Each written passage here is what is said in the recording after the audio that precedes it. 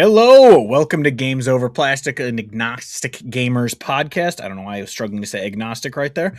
I'm your host for this week, Hodge, joined as always by my lovely co-hosts, starting with Midnight. How are you doing, brother? Doing good, man. Doing good. I got drilled out earlier. Pause. Oh, Went to the dentist. Had 3 fillings done. I always love the dentist. who doesn't? I actually hate the dentist because I Yeah, have. yeah. Don't you remember that time you said pray for me going to the dentist, and we're like, dude, you're I have. praying for you going to the dentist. I think I have a hereditary thing where I have what they call hot teeth. I don't know if anyone else experiences this, but I have some teeth that are very resistant to numbing. So sometimes they have to numb up certain teeth like 3, 4, 5 times. And one of the 3 was like that. So like she numbed it up and she was drilling. It was fine for a little while. And then all of a sudden it started like hurting and throbbing. So she had to go in and numb it again. And then she drilled and it started throbbing and she had to numb it again. The other 2 were fine though. The other 2 didn't feel anything. So it was great.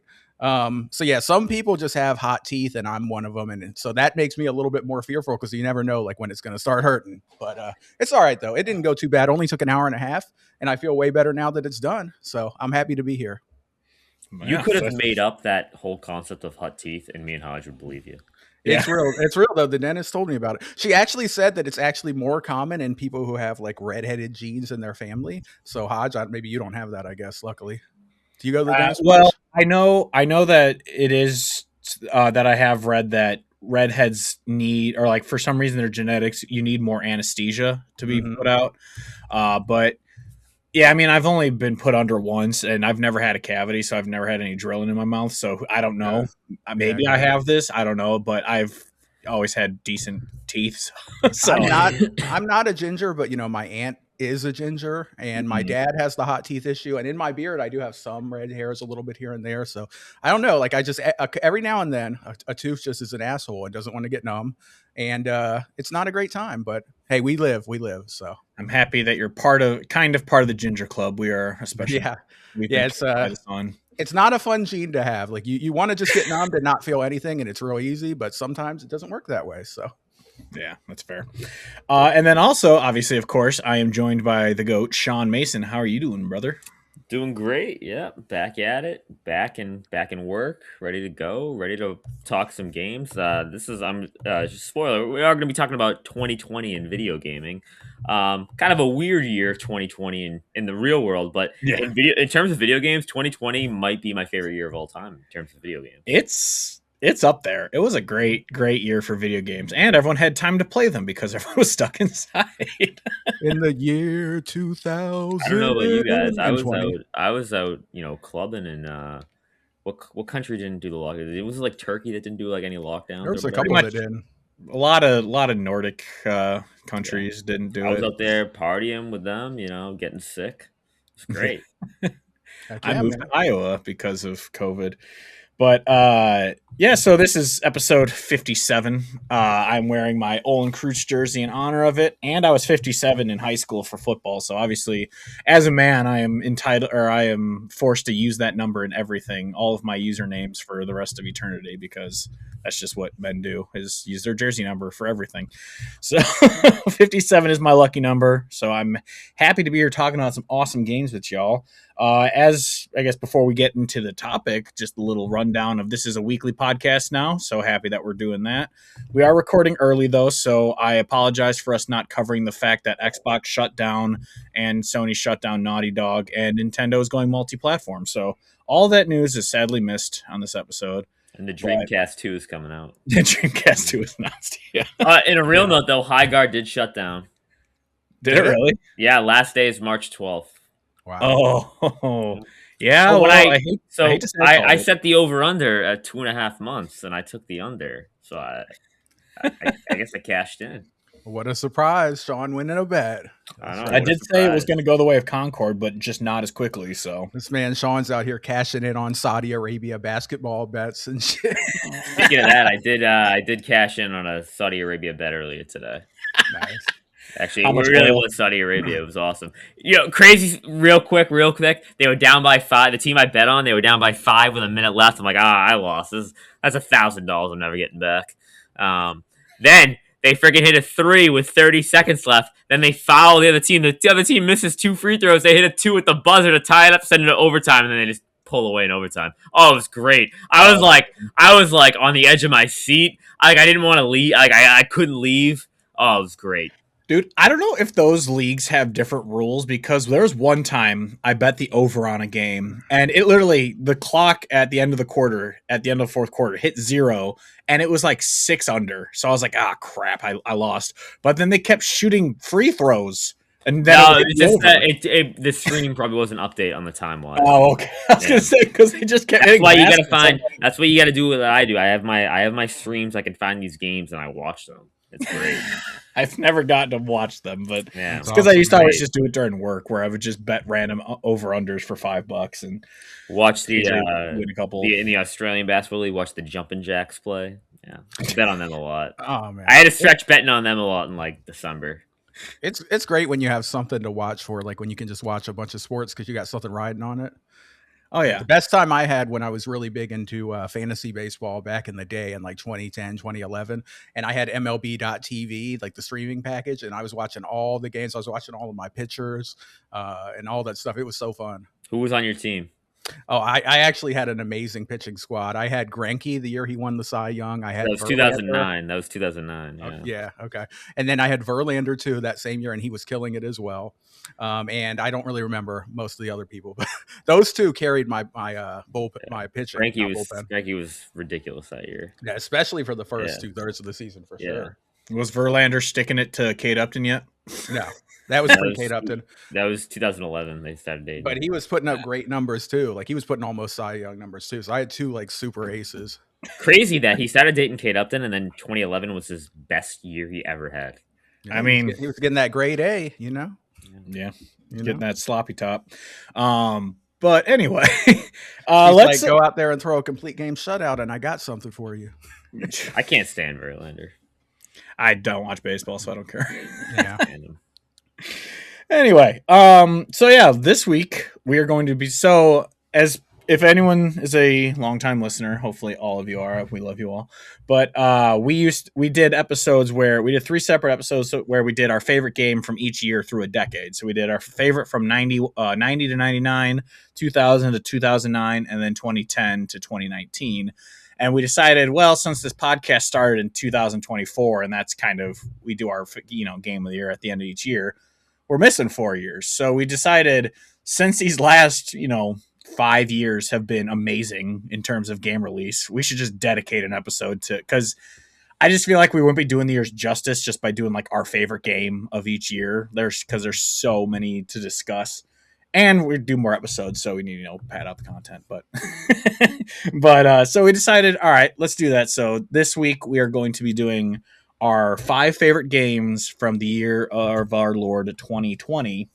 Mm-hmm. And so yeah, do you guys just want to hop right into it? Get into these games? Yeah, I'm ready to go, ready to roll. This was an incredibly fun list to make, given that, like I said earlier, 2020 in video games, one of my favorite years ever. I have some of my all-time favorite games on here, including 2 of my top 5 games of all time. So yeah, I have some top ones too on here.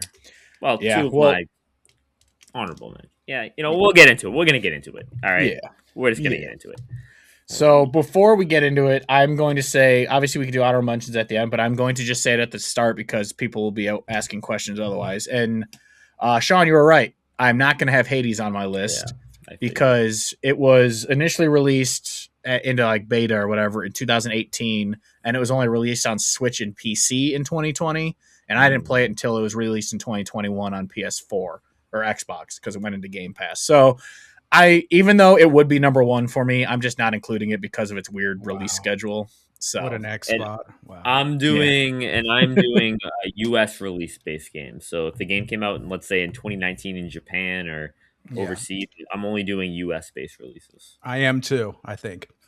I'm pretty sure I stuck to U.S. dates. I'm looking at mine. Yes, they all came out in 2020 in America. So all right. So let's get into it. Let's start off with you, Sean, because you wrote your name first. So I didn't write the name. Midnight wrote the name. Oh, well, the name. Midnight wrote your name. I was being a little hands off that time, but Hodge, it's all right. I will take the. I figured we should save the best for last, so that's why I put me last. Well, I will say the reason why I thought you did it is because I remember at some point Midnight didn't know how to make the or like the graphs on. I made the table. I made the table. Oh, okay. I did make the table. He made the I know how to make a table, guys. Let's be honest. I made the table, guys. Come on. We know Midnight's still using typewriters over there. Yeah, 2020 I was a young 29 years old. I hadn't even hit 30 yet, which is crazy to think. I still haven't hit 30. Ooh. You youngin', you have your whole life ahead of you. I was at the beginning of 2020, I was 23 and I turned 24 about halfway through. You guys think I don't know how to make a table? That's crazy. I could have swore there was one time where like, how do you do this, Sean? He didn't know how to do it. I'm telling you, there was one time he didn't know how to do it, and I had to do it for him. Look, though, I just made one, huh? Yeah. Yeah, because I think I showed you how to do it. There you go. Show me. I just figured out to go to insert. Remember when he used to email us the links too? He didn't know he could just post it. Yeah, that was great. That was great. Yeah, that's funny. Yeah, we're picking on the kid who just had cavities filled. Yeah. Kick him when he's down. Kick him while he's down, for sure. All right. Well, Sean, let's get into this. Bring us back up, Sean, with a great game. What you got? All right, number 5 for me is, I think, the best platform. Well, the best first-party platformer on a PlayStation console. So I'm not. Obviously, it's not Astrobot, Hodge. I'm sorry. It is Sackboy's A Big Adventure. This game is a freaking banger.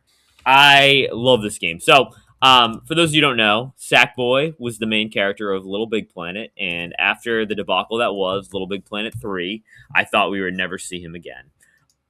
Luckily, we got him. This was developed by Sumo Digital and published by Sony, now, PlayStation Studios.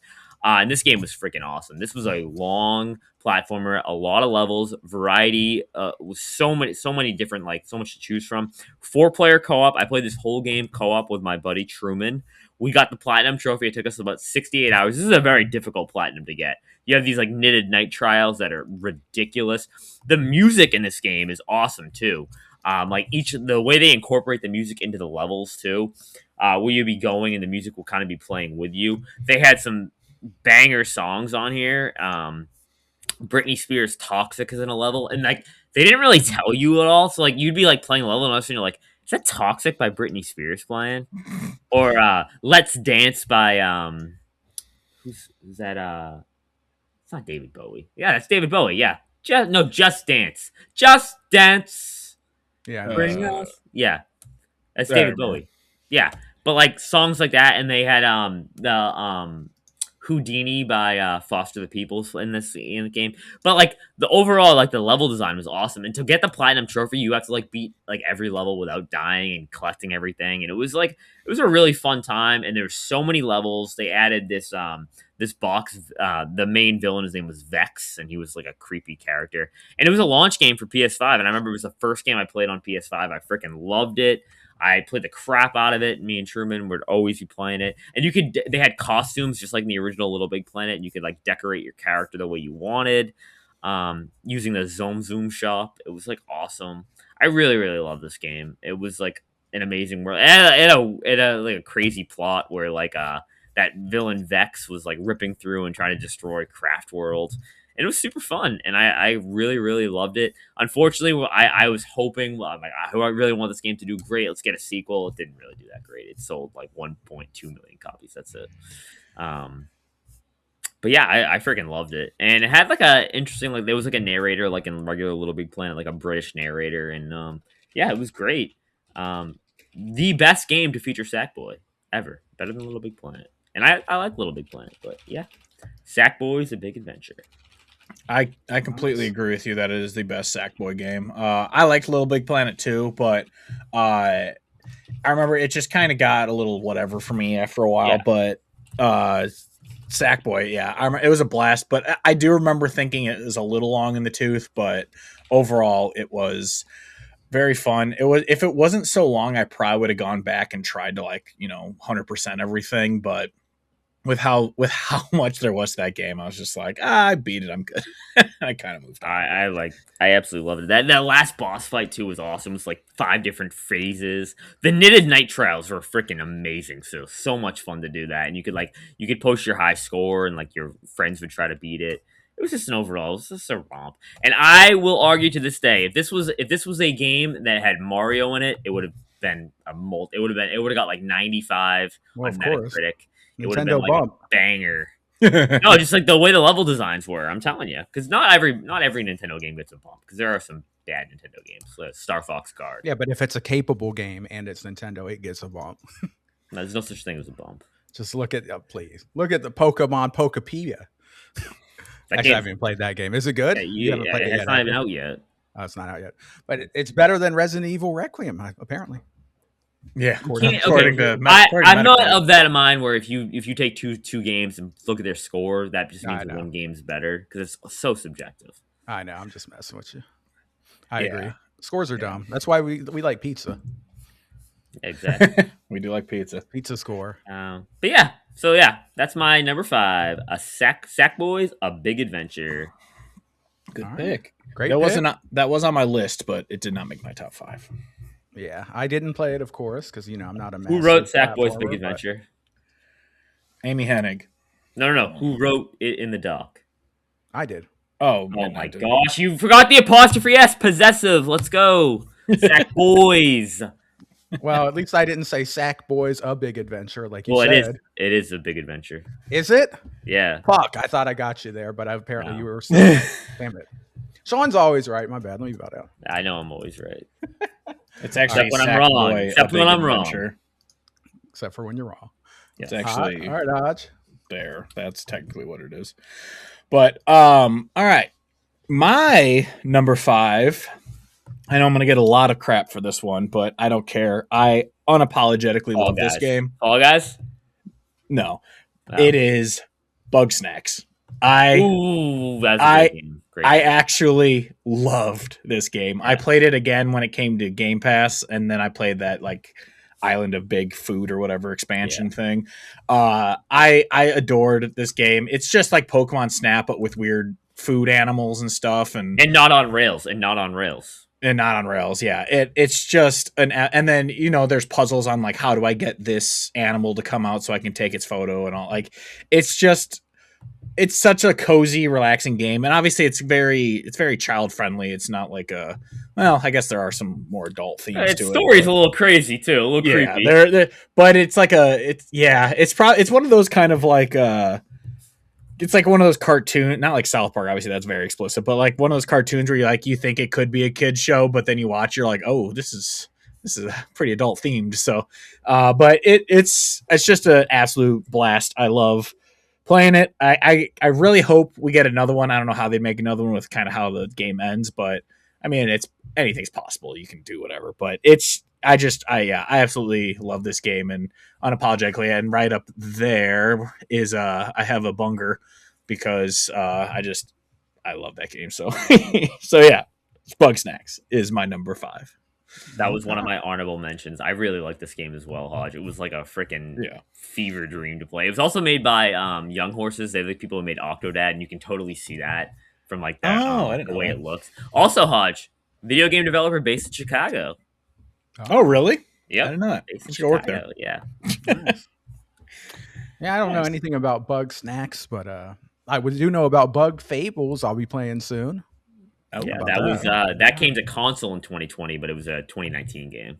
Mm-hmm. Yeah. Well, it will be played by me this year. So very nice. A little bit more about Bug Snacks though, real quick. I loved the whole story too. How it was like. The story was so I actually was on my edge. I'm like, I want to know more about this. Like, what's going on here? Yeah. It's because it is like a mystery of like, where did this person go and why are they on the island? And you kind of find out why. And the only, I don't even need to talk about it because it's just one of the stupid reactionary things. But it's just, it's a fantastic game. And if you ignore a couple little stupid things, but yeah, I adore it. I do unironically, suggest people play this game because it is such a blast, but obviously it's not for everyone. It's it's weird, so I don't know, but yeah, Bugsnax, number 5. All right. Good stuff. All right. So for my number 5 here, there were some great games here. Some usual suspects for me, some franchises that I talk about a lot. One of which is going to be mentioned right now. My number 5 is going to be Yakuza Like a Dragon. Ooh, this game came out in 2020. 2020. Yeah, this was the first next-gen game that I played on my Xbox Series X, the very first one. And, it had upgraded graphics and blah, blah, blah. Looked and ran better. It was, upscaled 4K and stuff. It was pretty nice. It's a good game. I really like this game. This was the first time the franchise went to a turn-based RPG system instead of the action one, which is pretty cool. We got a new protagonist in this one. Instead of Kazuma Kiryu, we got the other guy, which forgetting his name right now because I haven't played it since 2020. It'll come back to me in a second, I'm sure. But this game's really sweet with all the mini games. They actually have like a Mario Kart mode in this where like you actually do kart racing in it, which is sweet. There's another mode where you like ride around and pick up litter and stuff because you start all homeless and you're getting money. There's a job system in this, like old RPGs, like old Final Fantasy and stuff. But in the job system, you actually go to like a like one of those hiring centers or whatever, and like apply like in there for a job, and that's how you get the new job. It's pretty sweet, dude. Yeah. And yeah, the story was pretty good. It's pretty awesome, man. So yeah, I really like this game. I am excited to get into the later games, of course. They also had like this really awesome like business empire thing where you take over this business and then you have to grow it up to the number one company in the land. And you have like these little shareholder meetings where you like do like objection and you like have to shut people down when they're trying to sabotage you and stuff. It's pretty sweet, man. A lot of stuff to do in it. Let's see. Yakuza Like a Dragon. Protagonist. Why am I not remembering his name? Is it Ichiban? Ichiban. I was about to say, yeah.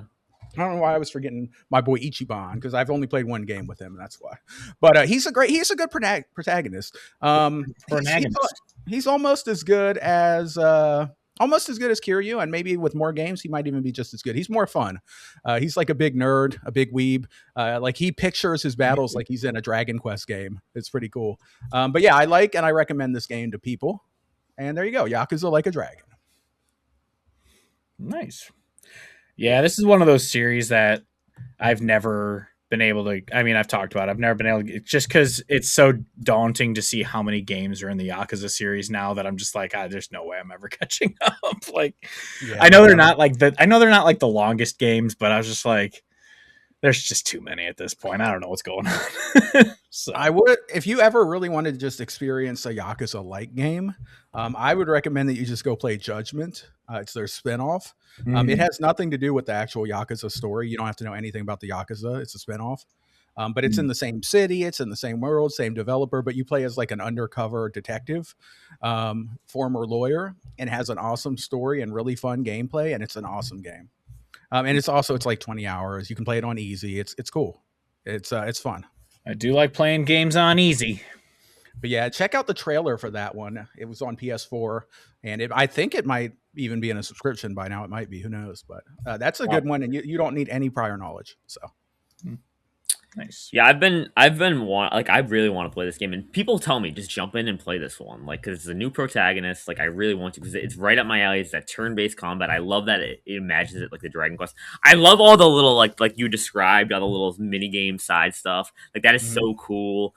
They even like you were talking about that court section, like the objection. That reminds me of like Ace Attorney. I was gonna say Ace Attorney. Like it's definitely, you can definitely tell that they were definitely inspired by so many of like these Japanese games. That's so cool though. I really want to try this. Yeah, it's good. I like Yakuza. It's dumb fun. Oh yeah, but the stories are usually actually like really like deep and serious. But there's just tons of dumb fun around it. Yeah, I remember seeing that. Like, I always thought that these games were kind of like the what are they called? The Saints Row games where they were just like 100% goofy, because the first thing I ever saw about a Yakuza game was the diaper people in whichever game that's in. Yeah. Like, and so I just really thought it was just some weird like joke of a game. And then people were like, no, the stories are actually really good and really serious. I'm like, oh, okay. Yeah, like the Judgment one, the Judgment story, you're solving like a pretty intense like murder mystery, and like it ties to his past when he was a lawyer, and it's really good story actually. I really like that game. I do recommend it. Nice. So if you ever have some spare time and you want to try a game in that universe, yeah, I mean that would be definitely a back. Like I'm not again, well, especially that I'm not against, but the Yakuza games probably not so much, just because again those are just so many daunting. But, yeah, I mean I wouldn't be opposed to it. And it also has it does have English dub, and actually really fantastic English dub. Like the dude who plays the main character did an awesome job too. So like you don't even have to read like subtitles and stuff if you don't want. Nice. In Judgment. Nice. All right, but yeah, that was my 5. So good pick, great pick. I totally forgot that was a 2020 game. Mm-hmm. Yeah, it was literally the first next gen game I played on the new consoles, so that was cool. All right. All right, well, next up for me, my number 4 game it's The Last of Us Part 2. I had to say it. But because we've talked about it so much, I'm not going to talk about it. I'm going to talk about one of my honorable mentions. I'm going to go into detail about my honorable mentions. So it is The Last of Us Part 2, but I'm going to talk about an honorable mention that deserves some talking points. We've talked about your world, Sean. We just live in it. Go for it. Yeah. So one of my big honorable mentions is Eichenfeld. It is like I've talked about it briefly on here. It is a grid-based RPG set in like it's a 16-bit art style, but it's set in like a magical world that you go to a school and it's like Hogwarts, and you are doing magic, and you are there because something happened to your sister, and you are trying to figure it out. But you get a party, and there's villains, and it's just overall, it's like a super fun game, and the soundtrack is freaking insane. Like it is so good. You learn different spells. There's different bosses. It's super fun, and the writing is like on point. Like it's like it's a perfect the perfect combination of like seriousness, but there's also some humor in there too. You can definitely tell they were inspired by some Harry Potter's tropes, but they were also inspired by like that grid-based combat from those early Japanese style RPGs. There's an item system in the game too. Each character has their own type of special abilities. But yeah, it's awesome. Like I really, really liked this game, and I really was hoping that they'd make a sequel. Unfortunately, they announced that they were making a sequel, but that was like 5 years ago around this time, and they have not said anything since, which is unfortunate. But yeah, it's super fun. The magical school is called Eichenfeld, so it's like awesome. Yeah. Okay. Yeah, the art styles kind of gives me a little bit of like Earthbound kind of vibes to it. The final song during the last boss fight is a freaking banger too. Like I listen to that all the time after I played this game. I was like obsessed with it. Very nice. Yeah, I'm looking at I like the graphics, but I don't know, like the character designs and stuff, I'm a little not sold on. But well, they're trying to they're like mad. They're in the wizarding school, so they're like all like kind of weird. Yeah, but that's I just hurt deep myself story too. It's a very deep story too. Okay. Yeah. Well, I'm happy you enjoyed. I'm happy you enjoyed Last of Us Part 2. I do agree. The Last of Us Part 2 is excellent. Yeah, I can't believe it's like a nice indie game where they go to a wizarding school and they cast spells and it's turn-based combat. It's great. Yeah, it's nice. That is a Sean game there. I love that you play like these awesome, like kind of niche games. Oh, I discovered these crazy. I always look. So what I always do is I go on like the PSN store or the Switch store, and I like just look at the RPG section, and then I sort by like just released because there's like a million released a day, and I look at these crappy ones that are like $5 made by like these weird developers, and I always look at them, and I'm like, maybe I'll play that. And then sometimes I do, sometimes I don't. But Eichenfeld, that was a banger. Nice. All right. I got nothing else. Yeah, I would have had more to say about Last of Us. All right. So my number 4 was a game mentioned before, and yes, it is Fall Guys. This came out. I remember it launched directly into PlayStation Plus, which was very smart of them because it was able to open the door Sadly, this game did not live as long as it should. I mean, it's still alive. Me and my friends still hop into it occasionally, but there is no support for this game anymore. It is basically just out there, barely living. Um, but when it launched, it was a huge hit, obviously on the internet, and then it was quickly surpassed by Among Us, which is a far worse game. I mean, I didn't mind Among Us, but it's Fall Guys. Fall Guys is a genuinely amazing game. So I was kind of bummed that it lived and died so quickly, but like, there's more support for Fall Guys. They added it because since it's Epic bought it, Metatonic, I think, is what the company's called. And Epic bought them. And so there's a bunch of Fall Guys stuff in Fortnite. And I swear that has more support than the actual game of Fall Guys.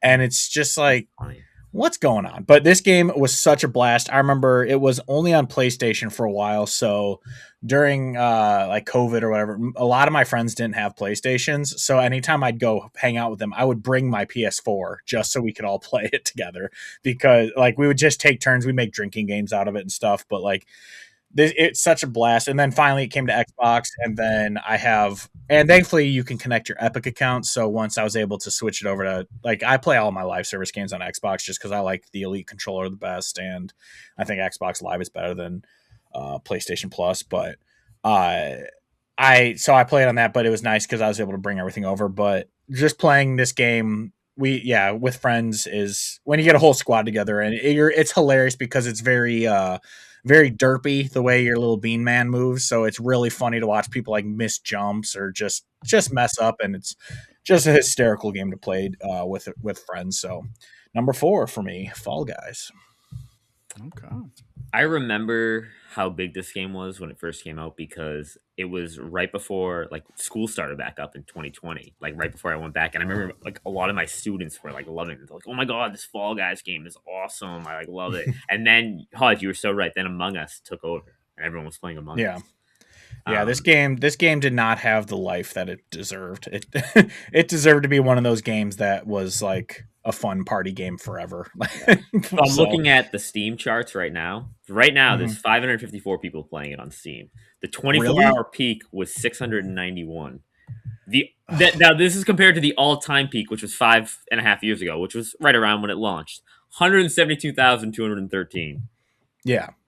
And that's just Steam, because this game launched into PS Plus because, well, I think it might have been PC at the same time as PlayStation. It was PC at the same time. It was PC. Okay, because I remember also when this game launched, it didn't have party mode. It didn't have squads. It was just a solo game. Really? So, yeah, so you would literally have to just try and get into the same game as your friends. Eventually they added parties and squads and stuff. So this, I think also that's on top of it. I think if it launched with squads, it would have done a lot better, because I actually just remembered that. I had forgotten that because I remember I tried playing with my brother and we had to like really struggle to get into a game together. We basically had to just like look for a game at the exact same time and hope we'd get into the game. One of those things.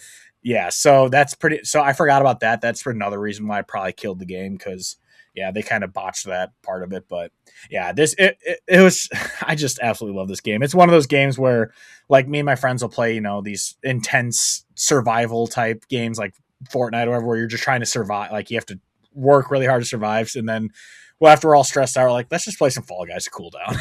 And we go in because it is a battle royale game. You have to survive to the end and win the crown, but it's such a funny, goofy game that it doesn't, it's not like stressful to try and win. It's just fun, a goofy game. So yeah, Fall Guys, my number 4. Very nice. Okay. I kind of wanted to play this game, but for some reason I just never did. It always looked really fun and interesting. And I was going to join like Hodge and the crew, and I don't know, it just never materialized for some reason. Yeah. So, but always looked really cool. So yeah, shout out to Fall Guys. All right. So my number 5, real quick, I actually just made an edit. So I'm just going to give a quick honorable mention to what was going to be my number 4, but is not going to be my number 4 now, because I decided to tax it and take it out. Ooh. I was going to put my number 4 game of all time in the number 4 spot right now. And that is Cyberpunk 2077. Okay. But because of the buggy ass launch, I was going to tax it and put it at number 4. Cat's pissed off about the launch too. But I decided that I'm just going to tax it completely and take it off the list because the launch was so busted. It's out. I love the game, but I didn't play this game in 2020. I played this game in 2021, like late 2021 when the next gen update came out. That's when I played it. That to me, it's a 2021 game as well because like I feel like that was like the beta launch 2020. Yeah, that's how I so it. Cyberpunk 2077, amazing game, but nope, you've been bounced from the list. You are now an honorable mention, sir. Sorry. Number 4 is now Final Fantasy VII Remake. Can't go wrong with that. Amazing game. I don't know if the Yuffie DLC Intergrade came out in 2020 or not. 2021. No, it was 21. It would have been better if it did, but Final Fantasy VII Remake was awesome. Amazing story, of course. Great characters. I really loved playing with Barrett in the original game. He was my main dude, just unloading with that with that machine gun arm, just blasting away on fools. Great game, great story, great start to an amazing trilogy. And as we said last week, and as we will continue to say, Square, give us part 3 right now. Oh yeah, that's it. Yeah. That is a phenomenal pick. I actually didn't play it until Intergrade because when it launched, I was like, I'll just wait for it to come to Xbox. And they decided to wait 4 years to do that, 5 years. So, that was crazy, yeah, when they announced Intergrade, that's when I was like, all right, screw it. I'll finally hop in and play it. And that's when it brought the PS5 upgrade to the game, which made it way better and everything. So, yeah, Final Fantasy Remake is phenomenal. It is. Not as good as Rebirth, but it is good. I'm going to hold my peace until later. Yeah. Shocker. Right. Guys, shocker. I have a Final Fantasy game on my list. Shocker. That's crazy. That is crazy. I know. All right, Sean, number 3 then. All right. Well, this is not a Final Fantasy game. This is a Japanese role-playing game, though. Another shocker right there. And it is Trails of Cold Steel 4. This is a 2020 game released in the US in 2020. It was 2018 in Japan. Luckily, now we're getting the day and date releases, which is good. Cold Steel 4. It was the end of the Cold Steel arc, and at the time, it was like this is like huge deal. I remember waiting for this game, being like trying to avoid any type of spoiler online because it had been out in Japan already for like a year and a half. I was like, I cannot be spoiled for this game. And it delivered. It was an insanely good finish to that Cold Steel arc. The class 7, combining the new class 7 and the old class 7. It was just super good. I mean, it was a conclusion to what at the time I was thinking, oh my gosh, this is going to be like the end of the series, the end of Trails. But obviously it wasn't. We've gotten many more games since then. But this really showed you the growth of a lot of the characters from Trails of Cold Steel 1 to now. And some of the stuff they set up back in Cold Steel 1 that like you thought it was like a little thing, they followed through in Cold Steel 4.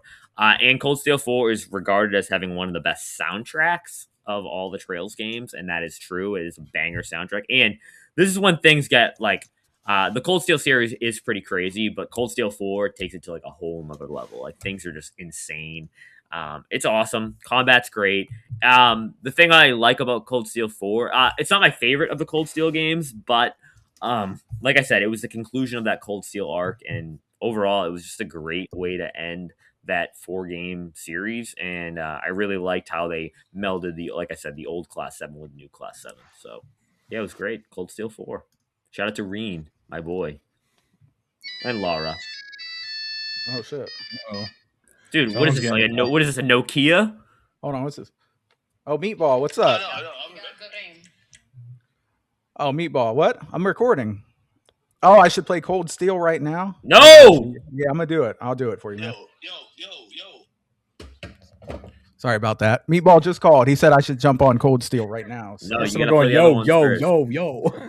That was Meatball, yeah. Hang on. I'm getting a call now. Hang on. Yeah. All right. I'll tell him. I'll let him know.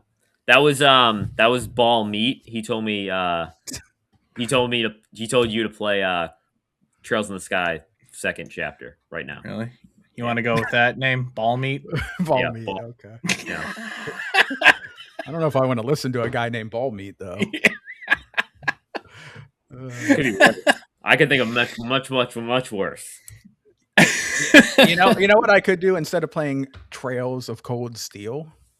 I could play the spin-off game, which is supposed to be very similar to Trails of Cold Steel, Tokyo Xanadu EX. What? And on that note, we are going to move on to Hodge number 3. Wow. No love for Falcon games. Okay. Oh, no, there were many good Falcon games, but there were also not some good ones. All right, Hodge, what's your 3? Right. My numero trace is a game we've already talked about, and that is Final Fantasy VII Remake. Yeah, I mean, I guess I am cheating a little bit since I didn't play till Intergrade, but I don't care. This game was so good that, again, not as good as Rebirth, because Rebirth is Game of the Year 2024, baby. But yeah, which is why this is not number 1 on my list. It is number 3. But I was blown away with this game. Obviously, I love the OG game, and when they announced a remake, when they announced that it was only going to be Midgar, we were like, what? Yeah. That's like the first 2 hours of the game, and they're going to make a 40-hour game out of it. That's crazy, but it worked. It was so good. I absolutely love this game. Obviously, I know we're going to be talking about it a little more, so I guess I don't need to talk about it too much because we'll talk about it a third time coming up. So that's all I got to say. Final Fantasy VII Remake is my number 3. Yep. My number 3 is another PlayStation game. Look at this. Sony Ponies over here. Another PlayStation game here from Midnight. Oh. Can you guess what it is? A 2020 PlayStation game? Tsushima. No, Miles Morales. Part 2. Miles Morales. Spider-Man Miles Morales. That's right, Sean Mason. Good pick. My favorite of the Spider-Man trilogy is Miles Morales. I love that tight 8 to 10 hour runtime. I thought the story was great. Fun combat, fun traversal. The first next-gen game. It was for Spider-Man anyway. It was gorgeous. Still gorgeous. And you're both gorgeous as well. Ooh. What else is there to say? Great game. We've talked about it before. I don't need to beat the dead horse. Yeah, I play Miles Morales if you haven't yet. It's great. I really liked Miles Morales a lot. I really like Miles as a character in there. I think they do him justice in these games. I think they do a phenomenal job with him as a character. I love just swinging around. It's Brooklyn, right? No, it's Harlem. Harlem, yes, Harlem. Why did I say Brooklyn? I almost said the Bronx. I love that. I love that whole story. I thought the story was really good too. It gave you a little bit more on that. But yeah, it was a fun time. Yeah, I got the platinum. Midnight, you get the platinum in it? I don't remember. Let me look. I'm just asking because I know there was one criticism was you had to beat it twice, and the other Spider-Man. Yeah, you had to beat New Game Plus to get the platinum. Yeah, and the other Spider-Man games you don't have to. Yeah, you don't have to in the other ones. So I remember that was a criticism. But I mean, well, I thought it was really cool. Sometime then. Well, to be fair, I did get the platinum. If you mainline the New Game Plus, it takes you literally 2.5 hours to beat the game because you're not doing side content stuff. It's very quick to beat the New Game Plus because I did it. I remember seeing that. I was like, really? But then I was like, if I powered through the story and skip some of the cutscenes or whatever, it's a very, very quick New Game Plus. So yeah, I was not looking for platinums in 2020, so I didn't get that one. I might go back one day and do it though.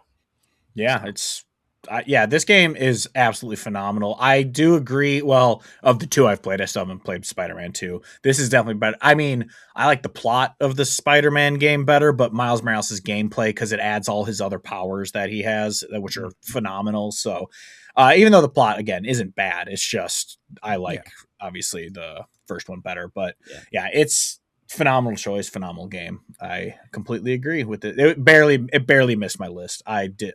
But also, this game was, I think it was a PS5 launch game or shortly after. PS5 it might have been launch window. Yeah. Okay, and this game ran so smooth on the PS5. It was it's great so game. good. Do you guys remember the reveal trailer? I remember the reveal trailer and thinking, oh my gosh, this game looks freaking incredible. Like that, it starts out with him and he has the electric power and it's like, and I was like, what is going on right now? It was just freaking awesome. Funny, they announced this and Wolverine at the same time. Oh yeah, Wolverine's coming out this year though, right? Yes, it is. September 15th. September 19th or something. 15th, yeah. 15th, yeah. Good things come to those who wait. Yes, sir. Yeah, phenomenal game, phenomenal choice. Yeah, really awesome pick. I really like that. Yeah, great pick. Yeah, me too. Thank you. You're welcome. All right, Sean, number 2. All right, my number 2 is a little game that this is the best platformer on PS4. The best platformer on PS4. And that is Crash Bandicoot 4. It's about time. This game's freaking phenomenal. Like the best Crash Bandicoot game. I cannot believe they actually did it. They gave us the proper Crash Bandicoot 4, and I love how they made it like a little jab at all the other Crash games. Like, yeah, this is the real Crash 4. None of that Wrath of Cortex and Twins. Even though I really like those games, and Twin Sanity and Mind Over Mutant and Wrath of the Titans. Even though those are Crash games, they're not good. I know that they're not good, even though I like them. But Crash Bandicoot 4 was freaking incredible. There were so many levels. It was extremely difficult, harping back to the old Crash games.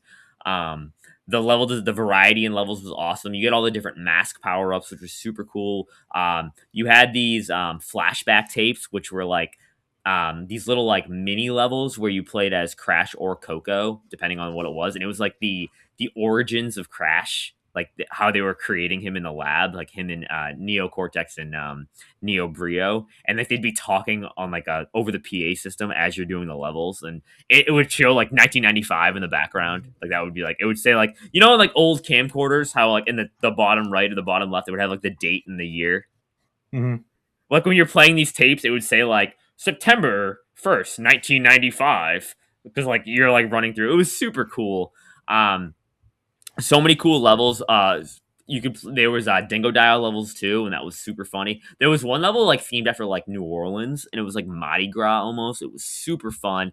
That was an extremely long level. I remember that was the first level. Like I was like, I don't know if I'm gonna be able to do this to get the platinum, because to get the platinum in this game, you have to literally get 107%, which is like beating every level, getting everything without dying in one run, and it was awesome. And I did it. I was the 5th person to get the platinum trophy on Crash Bandicoot 4. It was the 5th person ever.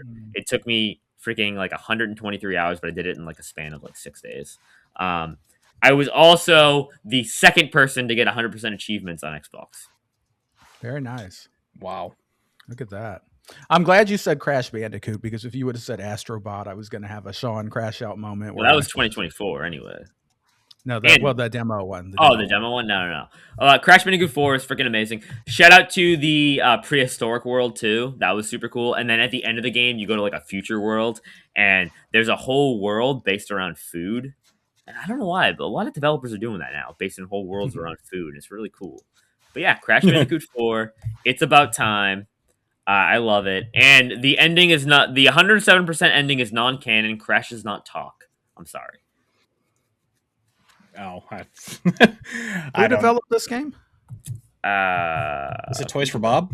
Yes, Toys for Bob. No, did they? I cannot remember. It was Toys for Bob. It was developer. Yeah, it's Toys for Bob. Yeah. Are they the original Crash dev? No, that's Naughty Dog. Naughty Dog was. Okay. All right, so then it's not canon then. No, it is. They continue the series. This is like the actual Crash 4. No, but I'm saying like the talking part is non-canon. Oh yeah, no, they made it was they're a not joke. The original creator. Yeah. It was a joke. It was the ending's a joke. Like it doesn't actually happen. Oh, okay. Mm.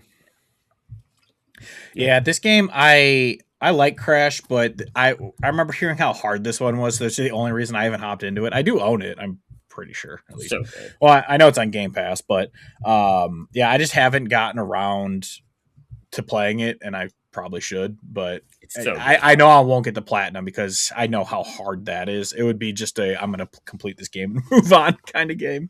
Yeah. But I did love the original trilogy, so I need to get to this eventually. This is like a love letter to that original trilogy too. Yeah, and I love the name because it's Crash Bandicoot 4. It's about time because it's like it's about time, quote unquote, in the game, but it's also it's about time we got this game. So such a great name for. We're not going to acknowledge all the other Crash games. Yeah, exactly. They don't exist. Which is what they need to do with Spyro. We need a Spyro 4 and get rid of all the other ones. Wait, you didn't like Spyro a Hero's Tale? I played part of one of the other ones, and I hated it. Enter the Well, Enter the Dragonfly was number 3. No, number 3 is Year of the Dragon. Oh, no, that's Year of the Dragon. Enter the Dragonfly was that PS2 one. That's right. Yeah, it was the first non-Insomniac one. Yeah, and it wasn't good. I think that is the one that I tried playing. The Hero's Tale was horrendous. It was so bad. Yeah, I don't think I played so that. But bad. The original, I love that Spyro trilogy so much. I saw it was on sale on Switch, and even though I own it on PlayStation and Xbox, I was debating buying it just so I could play it again on Switch. Hodge, my sister is just like you with Spyro. She owns it on Switch, and I looked at her playtime. It's like 600 and something hours. She just plays it all the time. Oh, so good. It's so good. Hop it up. I'm just gonna open it up. I love that trilogy. It's amazing. Completely random, but they had to use so much numbing on this one tooth down here that now 2.5 hours later, like my lip is still completely numb. I just took a sip of coffee and it started like dripping down out my mouth. Jeez, I'm a mess. Anyway, nice. Shout out to Crash. Yeah, I'll get to this. I will get to this eventually, but I need Spyro 4. That's all I need. Spyro 4. It's about time. Yeah. Exactly. All right. My number 2, let me pull it up, is, I think I know what it is. Yeah. It is, I know it's going to be on Midnight's list probably, and that is Ghost of Tsushima. I absolutely adore this game. I remember people kind of panicking about it because they didn't show too much of it before it came out. And then it was also launching near The Last of Us. So everyone's like, they're putting it out to die. This game is bad. And then it comes out and it's the best Assassin's Creed game ever made. And it's just an absolutely gorgeous game on top of it. I remember because I played it on the PS4 Pro. And I just remember being like, oh my God, this game is unbelievable, because I got the platinum on that. And then I played the director's cut with the Iki Island on PS5, and they made it look even better. But even on PS5 or PS4, this game was unbelievably gorgeous. And even though Yote improves on the gameplay, I think this game had a more memorable like plot and characters and stuff. So I kind of like this one a little better, but Yote, it does improve the gameplay for sure, and it's obviously way more gorgeous because that is a PS5 game. But yeah, Ghost of Tsushima, I absolutely love this game. It also made more sense that you switch stances, not weapons. But yeah. So the tale of I just blanked on his freaking name. Why Jin Sakai? Jin Sakai. Yeah, I don't know why I just blanked. I was about to say it and then it just left my mind. But I thought you were talking about the teachers like Sensei Ishikawa and Oh, I mean, yeah, every character. Like I remember I loved doing all like this whenever you saw their face on the map, you knew it was one of their stories. Like, oh yeah, I get to go hang out with them again. And yeah, and then I remember Sora. Yep. Sora. Because obviously I named my horse Sora because I'm a Kingdom Hearts nerd. But yeah, Ghost of Tsushima, this game, I was so happy that it came out and just blew everyone's expectations out of the water. It was, this game was so good. And just like how artistically beautiful it was, because I remember, of course, the usual suspects were like, they're doing Japanese culture or whatever, blah, blah, blah. Dude, you sound like George Lucas. Do I? Yes. Star Wars Ewoks. But yeah, I can't say enough good things about this game. I absolutely love it. I earned the platinum twice. That's how much I loved this game. It was so good. And I have the Yote plat, so I'm not going to go back to that one. But except for maybe Legends, but sadly, I never played Legends on Tsushima. I always wanted to, but back when this game launched, I didn't have many friends on PlayStation because all my friends were on Xbox, and I wasn't really that tight with everyone on Discord yet. It was probably around end of 2020, early 2021 that I really started talking with Discord people. So I didn't have many PlayStation friends, so I just never played it. But I do want to play Legends Yote. But yeah, anyway, Tsushima, love it. Yeah. So that's my number 2. Sean, you got thoughts? Yeah, it was an honorable mention for me. Real quick, I'm going to put... So this, for the video listeners, this is a spoiler hat. So if you have not played it yet, you can... so I have the double cap on for spoilers. So when you can mute it, and when I'll put a graphic up too. Yeah. Well, I like the spoiler hat too. And when I take the spoiler hat off or the graphic goes away, you can unmute. And listeners, audio listeners, I'll give you a nice little 5 seconds here. 1, 2, 3, 4, 5. I probably should have told him when to come back. I didn't. Oh well. Well, you won't did know. you guys kill Sensei? Kill your uncle, you mean? Yeah, that's what I meant. Did you kill your uncle? I spared him both times because that's the right thing to do. That's what Jin would do. I think I spared him. I can't, honestly, it's been so long. But I always take the good guy path in games. Even though these people don't exist, I always feel bad. Like killing him is not the right moral decision for Jin, in my opinion. That's not what he would do as a character. And his uncle was not a bad guy at all. He was just a slave to the system, and he was being ordered by the Shogun. He didn't want to do it. Yeah, he took him in when his father died and raised him like a son. Even tried to adopt him as a son. You know what I mean? Yeah. I'm pretty sure I spared him because, again, I'm always a do the right thing person in a game. So. I spared him. Yeah, I wouldn't kill him. So you agree then? Yeah, I wouldn't kill him. Yeah. Even the second time I played it, I still spared him. Yeah, I have a hard time doing stuff like that in games. I just have a really hard time. Like if he was a dick and deserved it, then maybe. But like he was a good guy. It's like he was a good uncle and father to you. Speaking of like the other video game series by Sucker Punch, like Infamous, like to get the platinums, you have to do like the bad playthrough. I always struggle with that. Mm-hmm. Yeah, not in Mass Effect. I didn't. Well, it's like dude, like punching the reporter. Not in Fallout. Well, it's also like it brings me back to all the old Star Wars. Obviously, I haven't played KOTOR, but like even in Jedi Outcast or Knights of the Republic, Jedi Academy and stuff, they would have the good because you could do bad stuff to get the evil powers. And I always wanted like the electric and stuff, but I didn't want to have to be bad to get them. And it was the same with The Force Unleashed. I never wanted to do the bad ending because I don't want to be a Sith. Like, I don't know. I actually remember seeing a study that they say like 85% or something of people do the good ending do the good routes in games. I'm like, well, it's nice to know people are good. Well, it's like that whole adage that like majority of the crimes done by like 1% of the population. Mm-hmm. Yeah, like they just do it over and over again. Yeah. Another spoilery thing that I want, like for Ghost, that I really loved. I really loved the Sensei Ishikawa missions where like you're hunting down his former pupil Tomoe. And I love that mission where you actually meet her. Remember when you were like out in the snow and you meet her, and she's like acting like she's a hunter, and like that was actually pretty cool. You kind of get to know her a little bit, and then she ends up, you let her go. And I really like when Ghost of what the hell was Yote? Yote came out. When it first was revealed, I kind of thought that the female protagonist was going to be Tomoe. I thought that would be really cool, but it wasn't. So anyway, all right, spoiler hats coming off. Yeah.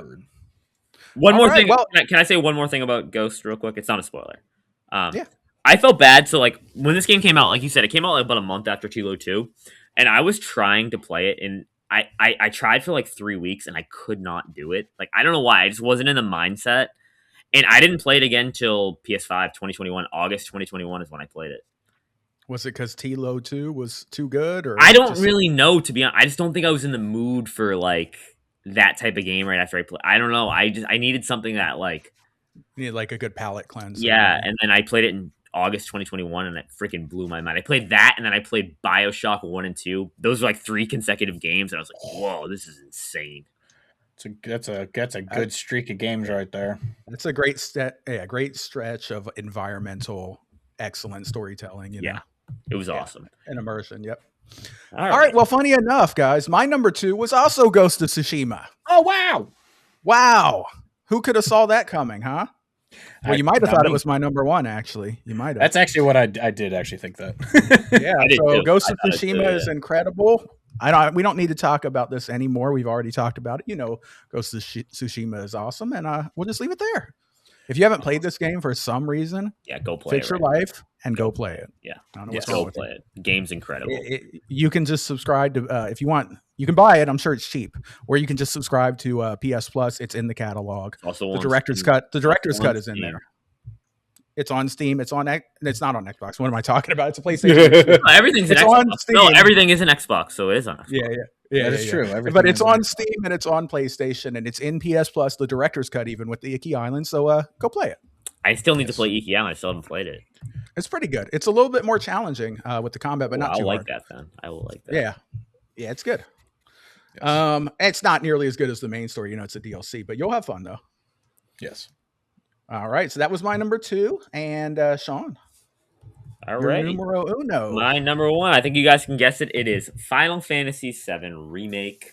A remake of my favorite game of all time. Well, when it was first announced, first of all, the original. Who was the original developer again? They were terrible. Oh, I can't remember. It was so bad though. It looked bad, and I was like, okay, this is gonna be awful. And then they announced, oh, it's just gonna be Midgar, and I was like, okay. But then I saw it, and I was like, this is freaking incredible. It literally made what I pictured as a kid when I was outside in my yard playing, pretending to be Cloud, doing my, as the longtime Gamesoverplastic listeners know, pretending to do turn-based combat as like taking turns. Nope, it's my turn. Nope, I gotta go jump now, hit him, and then run back.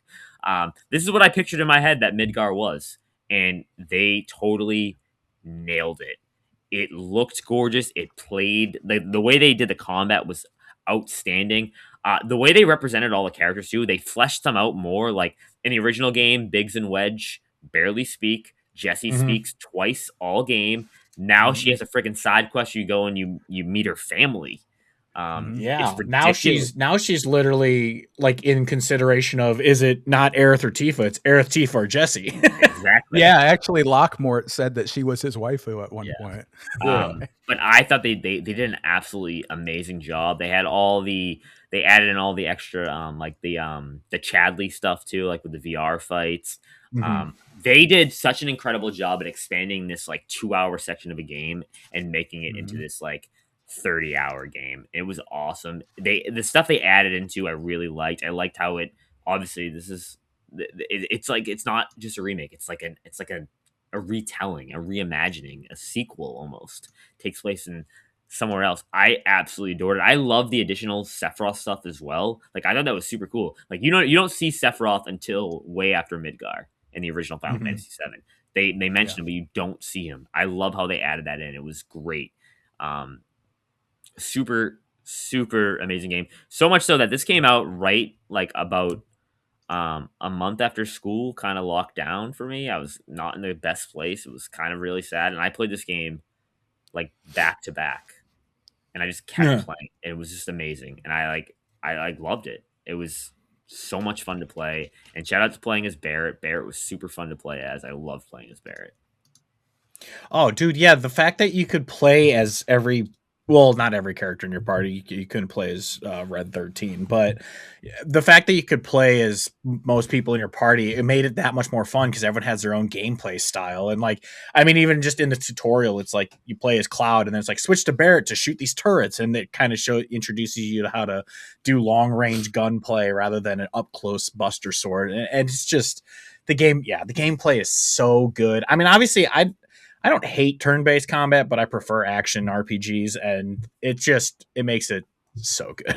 And shout out to my favorite freaking boss in the game, the Hell House, which was just a freaking regular enemy. Oh my god. Regular enemy in the original Final Fantasy. You just see running around, and all of a sudden you see this little Hell House thing. You're like, what the heck is this? I think it's difficult. And the track when you're fighting the Hell House is like an absolute banger. Oh my god. And speaking of sound, we haven't even mentioned like the soundtrack of this game. Oh my god, it's something I still listen to all the time today.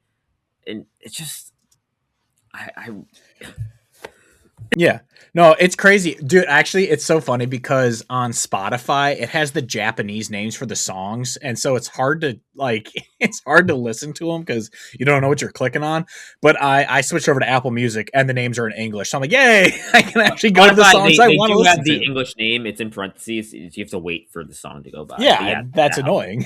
I don't want to do that. Because it's also like, it'll say the Japanese name, then like Final Fantasy VII, whatever, and then the English. And it's like, just have the name in English. So Apple Music, it's just the name in English. So yeah. And shout out to the fact that they just we added speak American over here. The Rebirth soundtrack to Spotify. The what? The Rebirth soundtrack just got added to Spotify. The whole thing. Oh, did it finally? Yeah. Oh, wait, actually, yeah, I did add it. I was upset though because it doesn't have the piano melodies in it. Rumor has it there's another album being added to Spotify in a couple days. I heard. Yeah, Drake's new album. You don't need to listen to that. on March 6th, maybe. Yeah, Drake's new album. Hodge, you know anything about this? Now we hear. I am putting an album on Spotify, but you do not need to listen to it. First of all, Midnight. I know, I'm joking.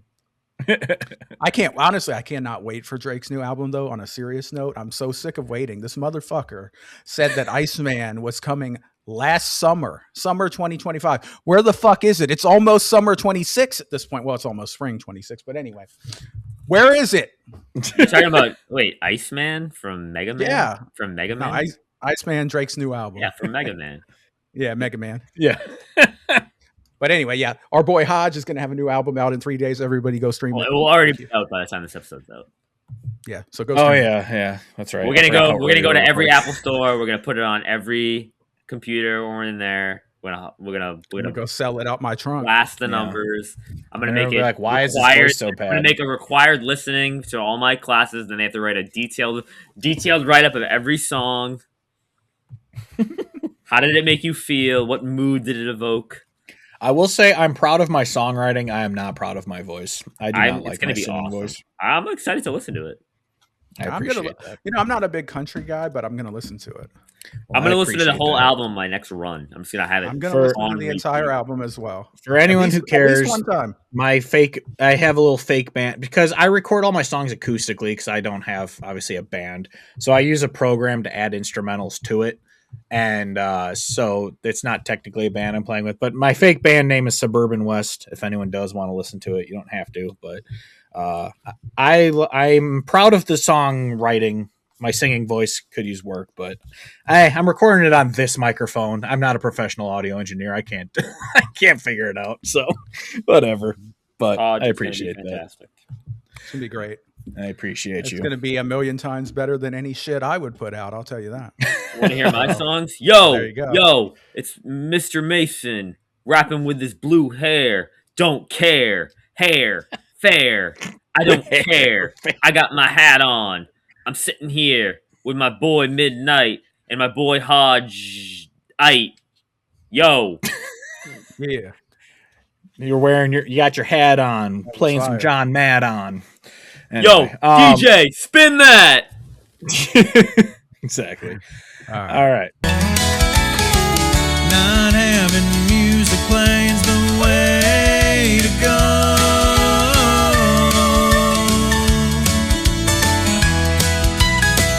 Who needs a radio? Anyway, my number one game. Yeah. From 2020. I find it funny that you said you were going to rage if this was on it, but Astro's Playroom is my number one game of 2020. Ooh. I absolutely love this game. It's a tech demo. It's a full 6-hour game. It's not. It is a tech demo. The PS5 is the tech demo. This is not a tech demo. I'm sorry. I shouldn't belittle your pick. Please continue, sir. No, it's it is technically a tech demo. It's what they use it. Whoops. That is the PS5 one. My bad. I forgot PS5 came out in 2020. Yeah, exactly. It came on all the PS5s. It's I want to apologize for belittling your game. I'm sorry. I don't care. I loved it. Astrobot is the better game, but it was tech in a way. They use it as a tech demo. A lot of people do love it. To be fair, it is a full-fledged 6-8 hour game or whatever. But yeah, every level is basically here's weird things happening so you can feel it in the DualSense Edge or DualSense normal DualSense. So that is what the game was for, but it was such a good platformer. It had so many love letters because there were 4 worlds that you go to, and each one was a PlayStation generation, and so you'd find characters from that little Astrobots from that generation, and yeah, it was so much fun finding because you'd also unlock things that were like PlayStation hardware from back in the day. You'd open a thing and be like the PlayStation 2 iToy or whatever. You're like, what the heck? Or it'd be like this game pack. And you're like, oh my gosh, I forgot that existed. And so it's like, it was just this beautiful love letter to PlayStation. And then obviously the ending, it's like you unlock the PlayStation 5 to be like, ooh, so like it is a little bit of like, I remember we talked about it even on our Astrobot thing of this could have easily been a soulless corporate, like they could have put absolutely no heart into it. It could have just been like a corporate jerk off session, but it's such a good homage to the life of the PlayStation that they deserve their props for. Like it did not ever feel soulless. It's this amazing fun game that it just makes you so happy. Like it's one of those games that I just the dumbest smile on my face the entire time I was playing it, because you're just like, oh my god, there's Jack and Daxter. Oh, that's Nathan Drake. Oh, there's Solid Snake over there. Like it's just so much fun to see every little thing. And again, like the platforming itself was so good, and it only improved in Astrobot, of course, but all the little different powers you had, and it was so smooth. The graphics obviously were beautiful because it was designed specifically for PlayStation 5 to show off how good this console is. And yeah, I mean, I'm sure there are better games and whatnot, but I had so much fun with this game that for a while I legitimately was saying it's my favorite PlayStation 5 game, and then obviously other games that were better came out. But yeah, Astro's Playroom is my favorite game from 2020. It's a great pick, Hodge. There's an honorable mention for me. I'll never forget that first moment where you're walking on the sand and you can just feel it. Like, yeah, that was that was one of those things that I heard people talking about it, like people who previewed it, and I'm like, there's no way. There's no way. And then I did it, and I was like, what is going on? I remember my dad texted me. He's like, dude, so I was at work when my PS5 came, but his shipped to him. He was already retired. And he texts me and he goes, dude, you got to play Astrobot. I'm like, I thought you were going to boot up Demon Souls first. Because that was what he was super excited about. Mm-hmm. And he goes, no, I booted up Astrobot. He goes, the walking on the sand thing, he goes, it's real. He goes, you are going to lose your mind. I couldn't believe it. Yeah. Well, it's also, I remember, because, yeah, exactly. It's one of those things. I kept it installed on my PlayStation for so long because when people come over, like, here, play this. You have to experience this. Because it was that. And the other one I always remember is skating on the ice. Like, you feel the skate on the ice. And it like, doesn't make sense how you're feeling it. But it was the same. I mean, it sucks because when the PlayStation 5 was announced and they announced all this stuff, I'm like, oh, that's going to be a really cool feature that no game ever utilizes. And for the most part, I'm kind of right. Like, people do have a little bit of haptics to their games, but I didn't really experience it again until actually Resident Evil Requiem, which I'm playing right now, where at the start of the game, you're walking in the rain and you feel the raindrops on your controller. And it's so cool, like that you can feel the rain hitting your hands and you're like, oh, this is really weird. That is what, sadly, a lot of games haven't put as much into the controller as it's capable of. Cause obviously Astro shows what this controller can do. And I just think obviously devs are probably a little lazy and don't want to actually apply all of that to the game. So, but when it's used, it's amazing. But yeah, Astro's Playroom is my favorite from 2020. It's a great pick. Uh-huh. Well, Hades is again, but I didn't include it. So yeah. All right, good stuff. I actually did try Astro's Playroom a little bit. I beat a couple levels on it. I do remember the haptics were really sweet. Like it felt different when you were walking on like the glass or the water, and the sand and stuff. It did vibrate and feel different. And I do remember like using the triggers to like move your arms up and like do the different climbing and stuff. And that was pretty cool. So yeah, it wasn't bad. So yeah, not a bad pick. Obviously, a lot of people love it, and it obviously was really good because they greenlit a sequel that won Game of the Year. So, all right. Which was almost my Game of the Year. I was very torn between that and Rebirth. I just ended up going with Rebirth, but Astrobot was a very close second in 2024. All right. All right. Well, my number one here. Do you guys have a guess? Pistol Whip. Pistol Whip? Yes. It is an honorable mention of mine, but no. What is it? It is The Last of Us Part 2. Oh, that's right. So I want to use this time now to talk about an indie game that I like. Well, Iconfell, right? Iconfell, yeah. Yes, it is a small game based in Hogwarts. No. The Last of Us Part 2 is an amazing game. I finally played it last year, I think.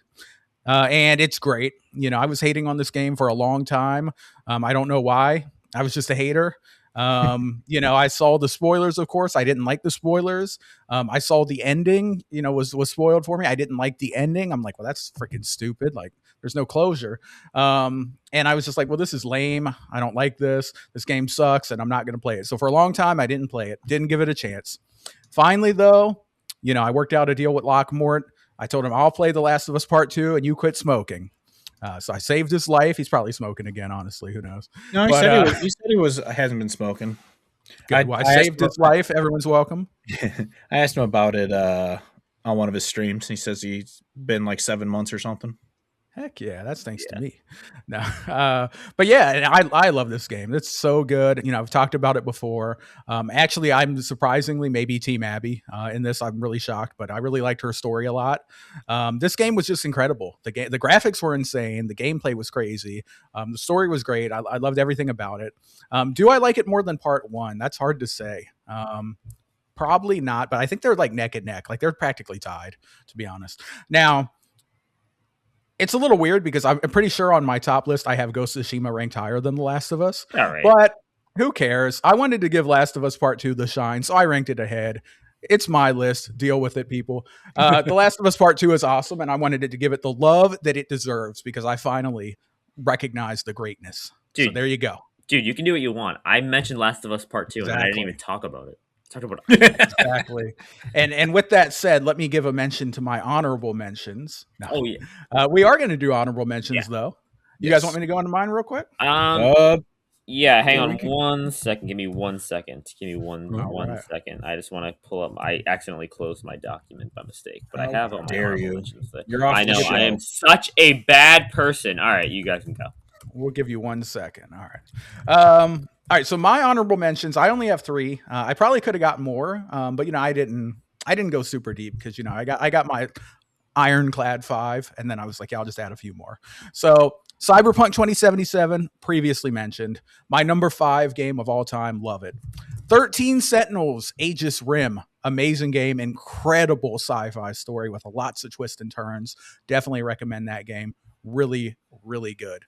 And then last but not least, again, this is for the haters out there. They can suck it.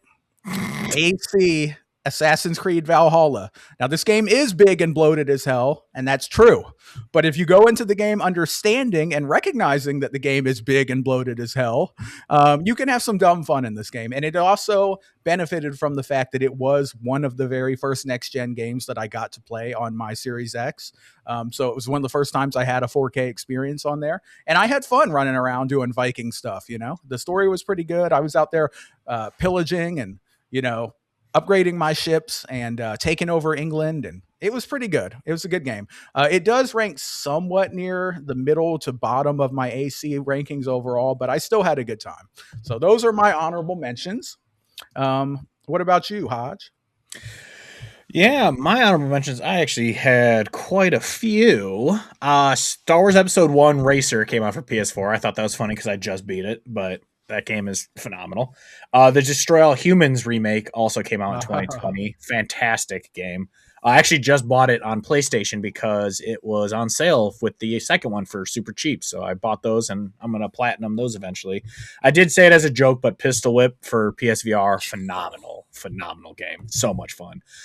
This one I didn't include because it's not technically a game. It's a DLC, but the Control AWE DLC came out in 2020, which is the Alan Wake one, which is so good. Tony Hawk's Pro Skater 1 and 2 remaster came out. Phenomenal. Spider-Man Miles Morales, Sackboy. Obviously, we talked about those. Actually, COD Black Ops Cold War. I actually really liked that one. The multiplayer was a lot of fun. I actually didn't like the campaign. I stopped playing it, but that game was so much fun. Me and my cousin played the crap out of the multiplayer. I think it was also just because I was really good at it. But and then finally, as everyone knows, I love my walking sims. So I have Call of the Sea, which launched on PlayStation. I do want to play it again it launched on Xbox. It was actually an exclusive for a while. It came to PlayStation though, so I want to replay it there. But yeah, it's just really cool walking sim where you're this girl who goes to this island to find stuff out about her family, and it gets really weird, but it's really, really, really good. So yeah, those are my honorable, and then obviously Hades, honorable mention. But yeah, those are my honorable mentions. Good stuff. All right, for And me, then Sean. some honorable mentions for me. Obviously, we had mentioned Ghost of Tsushima. That's I almost said Sackboy again. Um, Astrobot. But yeah, I also have Doom 2016. I mean, I'm Doom Eternal, not Doom Eternal. 2016. Doom Eternal. Wow, that was really bad. Demon Souls. I really like that game. That almost got my list. Animal Crossing. I freaking played the crap out of Animal Crossing that year. That was an amazing game. How could we forget, guys? Just Dance 2020. Come on, guys. No, but we talked about Bug Snacks. Midnight, you brought up Assassin's Creed Valhalla. My uncle absolutely loved that game. He's really big into Vikings and all that stuff, so he absolutely adored it. He played that game so much, like way too much.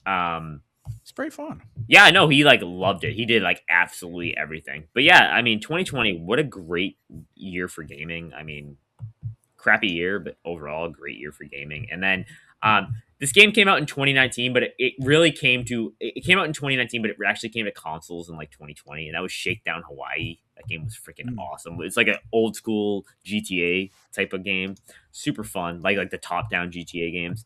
And then Twin Breaker, Sacred Symbols game. I really like those style games. I love Brick Breakers, and you should all play Twin Breaker. You should play the sequel as well. But yeah, I actually fell off Twin Breaker because once you got to the quad paddles, I just couldn't do it. Yeah, actually that blew my mind at first, but then I went back to it and played it. My dad made fun of me. He's like, he goes, freaking rookie. Twin Breaker actually was it was the reason I bought a Vita, because I knew it had the cross buy or whatever, where if you bought it on PS4, you also got the Vita copy. So I bought a Vita for it, and that was actually right before they were closing down, I think, the Vita store. So I actually got it right before they didn't even close it down. Actually, it's still out. Actually, they didn't actually close it down. They announced, or maybe it was they stopped making them or something. I can't remember, but there was something that I bought it right before this, because Vitas are actually, I don't know, maybe they went back down, but they were expensive as hell for a while. They still are. Okay, and I got mine at GameStop for $90 or $100. I got it for pretty cheap. So because no one cared about the Vita, so it was dirt cheap, and so I got it for that and played it. And I actually have Persona 4 Golden on it, which I could play there. But awesome game. I actually bought that on PlayStation, or PS5. So if I do play it, that's where I'll play it, because then I could portal it if I do want to do mobile. So. Then I also want to say shout out to Kentucky Route Zero. The entire game got released this year. They were releasing them episodically on mobile, and then they actually released the full version with every episode together on console this year. And one more, how could we forget, guys? Dreams. Dreams. Yeah, my favorite game of all time, Dreams. Oh, yeah. Dreams. Hold on. Yeah, Meatball. What? Yeah, I'm gonna play Cold Steel, man. Oh my god, we're still recording. Up. All right, my bad. Sorry. All right. Good stuff, guys. Great games. Very fun. I agree. I concur. All right. So yeah, that was ours. If you guys had any 2020 games that we didn't talk about, or just if you want to let us know what your favorite from that year is, please let us know down in the comments, or tweet at us, or do whatever. Let us know, because again, we're going to be doing 2021, 2, and 3 eventually, because 24, obviously we're doing the podcast, so we talked about it then, but we want to talk about those years because they are some good years for game. We've been eating good for these last 5 or more years, which is crazy. Yeah. So yeah, we want to do that. Let us know what you guys think, but that's all we got for this. Any final thoughts? Midnight, let me know. What do you got? Yeah, my final thoughts are shout out to dentistry. Thank you, Dad, for this gene that you passed on to me that makes teeth not want to get numb. I really appreciate that. Could have passed on wealth or something. That would have been better, but I still love you, Dad. You're awesome. But yeah, it's always great getting together with you guys.